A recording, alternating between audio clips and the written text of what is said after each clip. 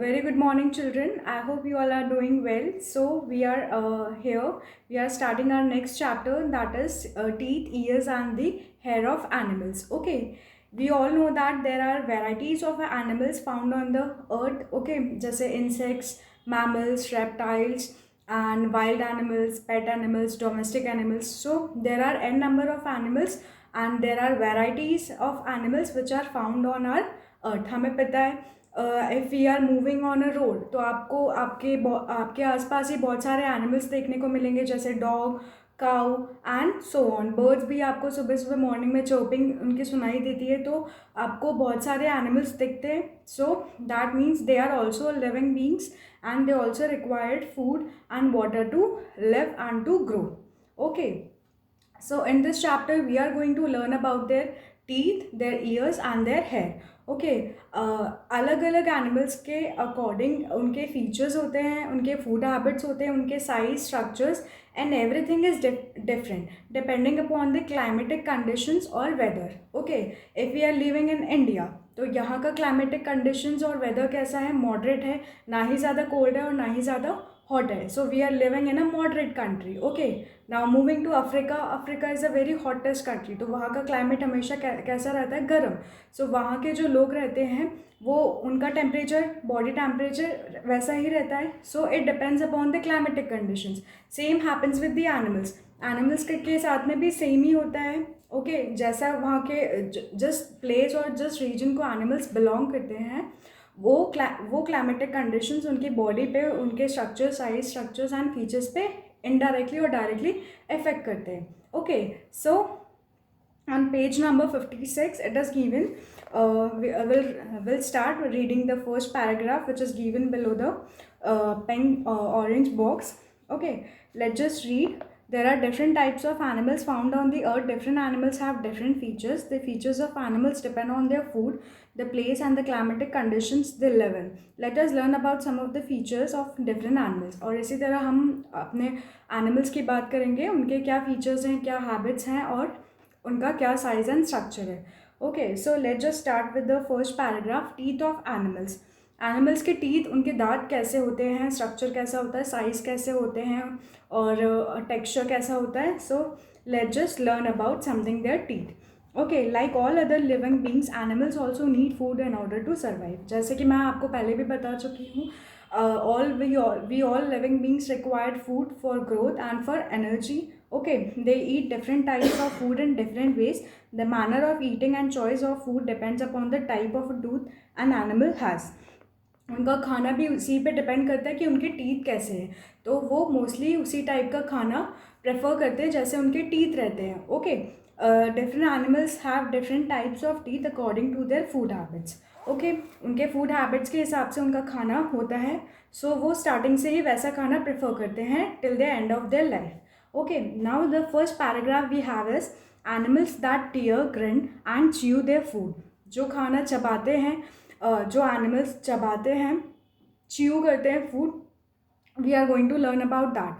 Okay, animals that eat flesh, carnivores, have long, sharp and pointed front teeth to tear the flesh. They also have strong grinding teeth to chew flesh and bones. For example, lions, fox and tigers. Okay, first of all I would like to tell you what is carnivores.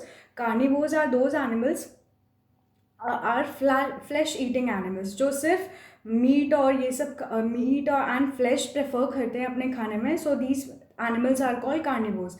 हम इन animals को क्या बोलते हैं? These are called carnivores. Flesh eating animals are known as carnivores. So इन ये animals के दांत, टीथ कैसे रहते हैं? बहुत ज़्यादा शार्प रहते हैं, पॉइंटेड रहते हैं, so that they can chew the flesh easily.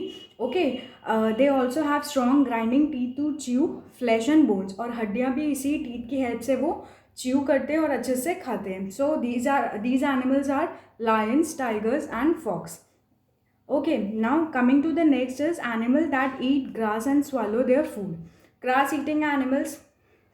Okay, grass eating animals are known as herbivores. जो herbs और shrubs खाते हैं, prefer जो herbs और shrubs के ऊपर depend करते हैं animals, these animals are known as herbivores. Okay, have sharp and flat front teeth to cut the grass and leaves of the plants. ठीक है, इनके ये animals के जैसे cow, और गोट और डियर, इनके जो टीथ रहते हैं बहुत ज़्यादा ही फ्लैट रहते हैं, but they are pointed. Okay, they have also strong and broad back teeth. और उनके जो पीछे के दांत रहते हैं, back teeth, they also use for grinding. Okay, food, for example cows, goats and deer. Okay, so the animals who are herbivores are cows, goats and deers. Okay, now next we have is animal that gnaw. To what do you mean by gnaw? Is means to bite. Okay, जैसे animals जो bite करते हैं food, they are squirrels, rabbits, mice and porcupines. Okay, animals that gnaw have very sharp teeth. उनके आगे के front teeth जो रहते हैं, they are very much sharper and these help them to eat seeds, fruits and nuts. For example, rabbits, squirrels, mice and porcupines. So these animals have very sharp and pointed teeth. उनके front teeth बहुत ज़्यादा ही sharp और pointed रहते हैं. Okay, which help them in biting the food. Okay, जैसे उनका food specially what it is seeds, fruits and nuts. So these are the foods of the animals that gnaw, जो bite करके खाते हैं. So इनके foods क्या रहते हैं? Seeds, किसी भी fruits के seeds खाना prefer करते हैं, fruits mostly खाते हैं. Okay, like for example rabbit, squirrels and mouse. These are the animals who gnaw. Now coming to the last paragraph, which is given on page number 57, animals that eat both plants and flesh. तो flesh and plants eating animals are known as omnivores, जो सिर्फ plants पे भी depend रहते हैं और flesh पे भी depend रहते हैं अपने खाने के लिए. So these fall in the categories of omnivores. और इन्हीं animals को हम क्या बोलते हैं?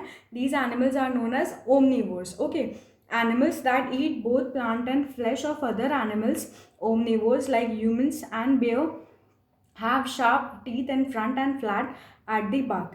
Okay, so जो omnivores animals रहते हैं जैसे bear, तो इन बियर्स के टीथ कैसे रहते हैं? बहुत ज़्यादा शार्प रहते हैं, from the front also and from the back also of their mouth, so that they can chew the food properly and which helps them in grinding and biting the food. Okay, now coming to page number 58, animal ears. Animals ears also depend upon animal ears.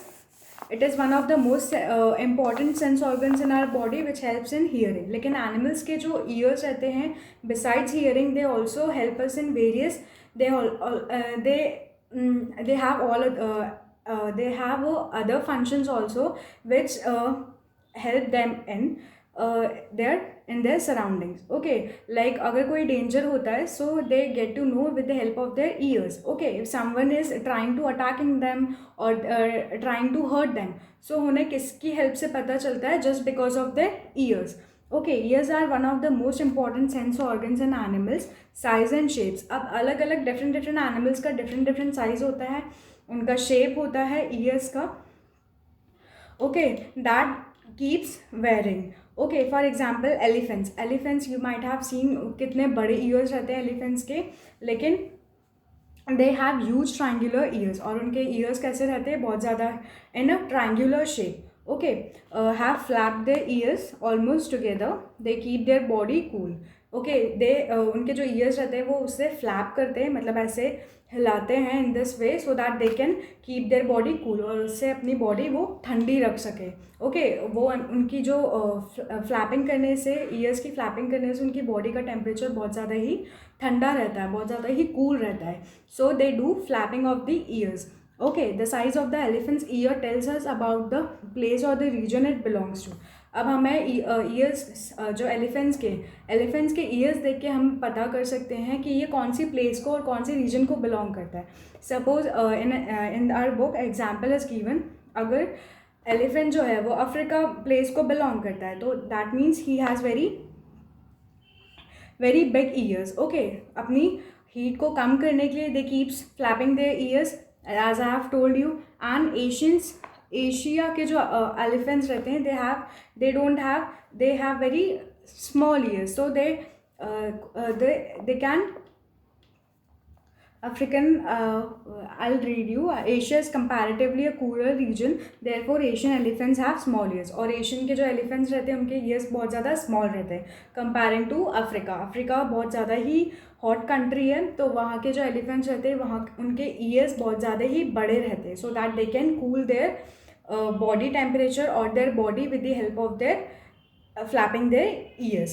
Okay, rabbits are small and timid animals. बहुत ज़्यादा ही छोटे रहते हैं rabbits, लेकिन वो उनके जो ears रहते हैं बहुत ज़्यादा ही shape में बड़े रहते हैं, so that they can ensure make themselves sure कि अगर उनके पीछे से outside से कोई आ रहा है, if someone is attacking them or try to harm them, तो वो उनकी ईयर्स की हेल्प से अपने आप को सेव कर लेते हैं. Okay, rabbits keep twitching and moving their long ears to pick up the faintest sound from any enemy around it. और वो अपनी ईयर्स की हेल्प से कोई भी साउंड आ रहा हो तो वो उसे कैच कर लेते हैं. Okay, so this is about we have studied today animal ears and their teeth.